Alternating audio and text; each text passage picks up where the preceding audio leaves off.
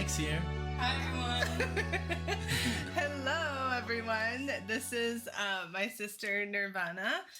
She's here visiting today. We've done a couple videos with her if you've seen them already. And today we're going to be showing her some Yes. So we're very excited about this. I personally love Yes very much. How would you describe Yes to Nirvana? Well, it's like, describe to her, yes? Mm-hmm. Well, it's music that is very, has a lot of time signatures, time changes. Mm-hmm. It's very, well, just the term progressive, I guess. I it talked has a about lot the of term so there's a progressive lot the of last time. themes in the song. Like it could be one section and then it changes to something completely different, and then it accelerates and then it slows down, and it's a very, very busy. You know? So, but there's also some songs that are very slow. So I don't know what we're gonna do today. Well, today we're gonna be doing the song Onward, and this was by suggestion, recommendation by Mark Alexander. So shout out to Mark. We love him very much, and he suggested this song as a shorter, more digestible song. Yeah. So we wanted to do that today just to not scare overwhelm her. this little one off. I'm not scared off easily. Okay. Because the other option was Future Times Rejoice. That was like a more progressive one. So maybe if we had more time, we'd love to do both. But for now, we're going to be doing Onward from the album Tormato. And from this album, we've only done Madrigal together before. Right, yeah. So I'm excited to do this because I love Yes. John Anderson's voice is wonderful, and we did look up, and it's the original lineup. We said, right? Yeah, okay. We have John, Chris on the bass, Alan White on drums, Steve Howe on the guitar, and that's it. Yeah. Did I miss anyone? No, I think that. Oh, Rick Wakeman on the keyboards. Of course, yeah. of course. Okay, here we go. Very important. Track number 7 from the album Tormato, 1978. Okay, All right. so just so you know, it's 70s. 1, 2, and here we go.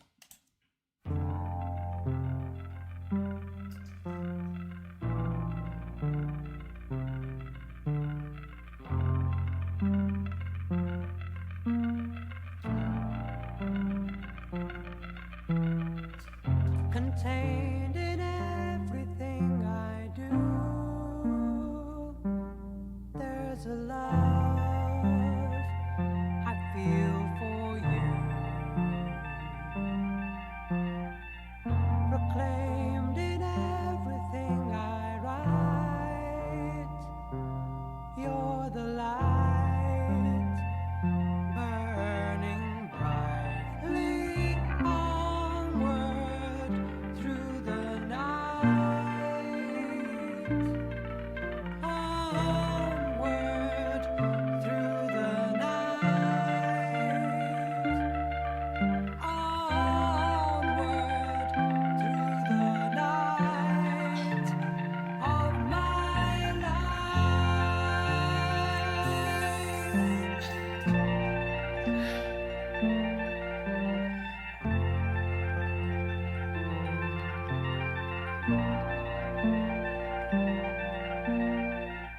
Displayed in all the things I see, there's a love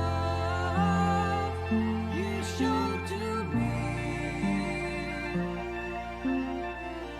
portrayed in all the things you say. You're the day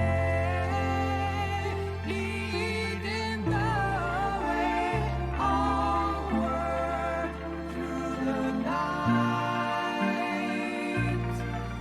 onward through the night,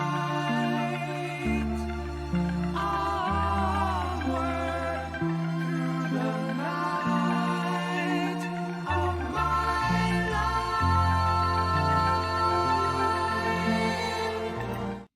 Okay, so we're gonna rewind, of course, but yeah, what do you guys think so far?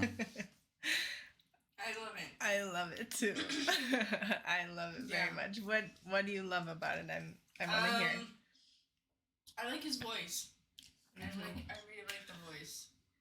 Thank you. Yeah, I know. I love Thank him. you for recognizing his John voice. Anderson's voice. Yeah. Yeah. Yeah, his voice is really nice compared to like the tunes. Mm-hmm. The note of the tunes is really also important because it really gives it that like ladder feeling of like Like going up. it's growing, Yeah, the crescendo they call it. Yeah. When everything's like going up, and that comes from like classical music. Yeah. I feel like Yes is very influenced on classical music because they've used that a lot.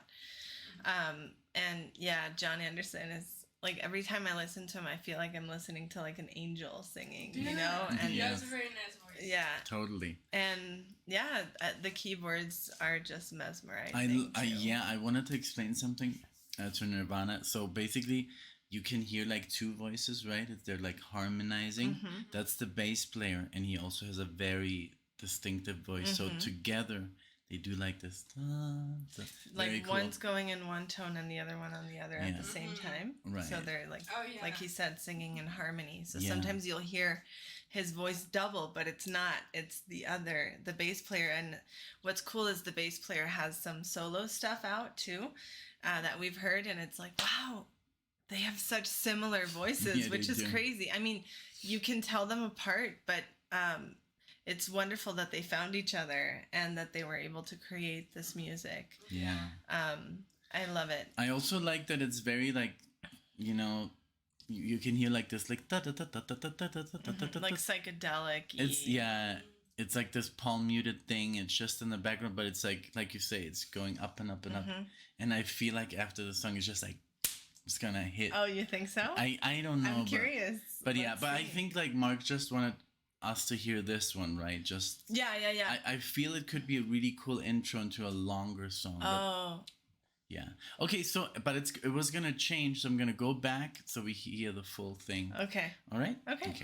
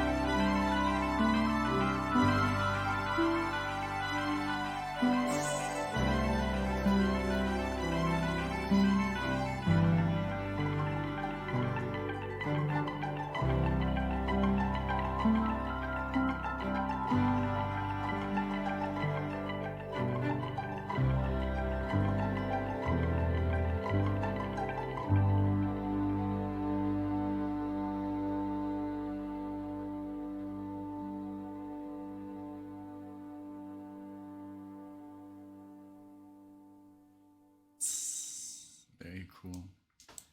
Very awesome. Very serene. Very Yes. like I think what Mark wanted to do is really like introduce her Relax. into something more calm, not because they play really crazy stuff. Yeah. Yeah.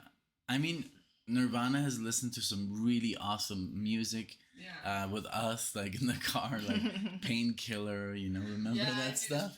So she doesn't, like she said, she's not easily scared. She gets into the into the good stuff. But with Yes, we just wanted to play something we'd never heard Yeah. and maybe get her into Yes. And I love that you recognized his voice, because that's what I think when I listen to Yes. I'm always like, this voice that he has. Yes, you know? but the whole song was very serene, very tranquilizing, like super. just That trumpet solo, Having you that like in the moment. yeah, Feeling. the trumpet gave it a lot of yes, very cool. it was very full, you know, but not overwhelming. No, but it never. was, every space was filled with something beautiful, and in different ways it would take you. And we just saw Avatar, so I was like, wow, you know, I have these images in my head, and just their music has always been very thought-provoking to me, you know? Yeah, that's so cool that you're mentioning Avatar, because it did sound a little like a score. Exactly. It could have been part of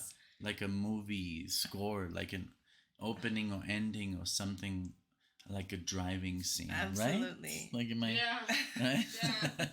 So yeah. Like some sort of like chase, something interesting. Like Yeah, exactly. Something, yeah. So definitely. I'm happy really we cool. did this song, and I'm happy that like I got to share this moment with you both, you know, of listening to something so nice and so neat, like for Nirvana for the first time, because you normally listen to like today's music mostly. But you do, I feel, have a taste for the oldies. I definitely do like some of the later generation music, like rock and like disco. Well, disco not so much, but like that type of genre, like things that you guys grew up with. Yeah, like maybe pop or rock. Yeah. But you, like, we've shown you Pink Floyd. Yeah, like that's why I like rock, heavy metal. That I like too. I like all. Yeah, yeah. She's heard some really cool stuff. Yeah. Metallica. You played her Megadeth. Because your dad also listens to quite a good amount of heavy metal. I feel like he took Fernanda to an Iron Maiden concert when she was like 8 years old. That's good parenting right there. Yeah. Exactly. So I feel like we've had it in our family through.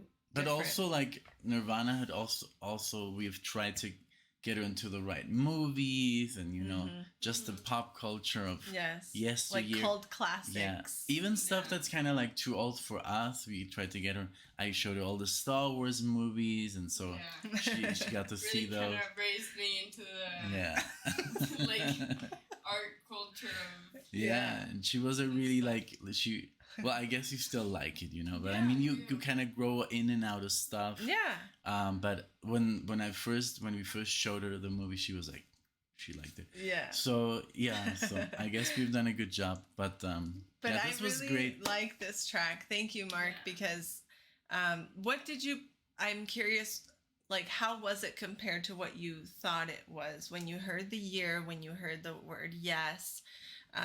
Like, what were you expecting from 70s I was expecting music? a little bit more like pop. Okay. Definitely. So when we say 78, you were kind of like pop. Yeah. Okay. Well, definitely not pop. Because yes, is definitely like what was like. I know you like, and we were referencing this too with Madonna in our reaction, but. You know a lot of that 70s show. You enjoy that show. And this is something that those guys were listening to in the basement. Yeah, literally. Yeah. It also just came that also came to mind that also when you mentioned 78, I was like, that's also like the hippie kind of culture came more. Yes, you're right. Exactly. That's and so these true. were the songs definitely hit that trend. These were like the trippy kind of psychedelic-y era too, because they have some really, really crazy stuff, you know, and the people who like from what we've read in the comments, the people who weren't fitting in, you know, were listening to Yes, but it was clashing with the disco group, and they weren't really anywhere that they could fit in. So that's where all the people went, and that's why I like Yes so much, because it's so out there. Like this is an example of just the variety that like they can bring to the table, because then they went all 90s and like you know, we just listened to Owner of a Lonely Heart that was like, owner of a lonely heart. I think she maybe she even knows that. You know? If we would play it It's to her. very Madonna-y to some Yeah. people, Yeah. you know, compared to what we just heard. So, yeah, it's cool. I really enjoyed this. Thank you, Mark. This was a great suggestion, I think. Yes. Yeah. We As hope always. that you all enjoyed this too. And if you like the video, consider giving it a like and coming back. But we hope to see you all in the next one. Bye, everyone. Thank you. Bye. everyone.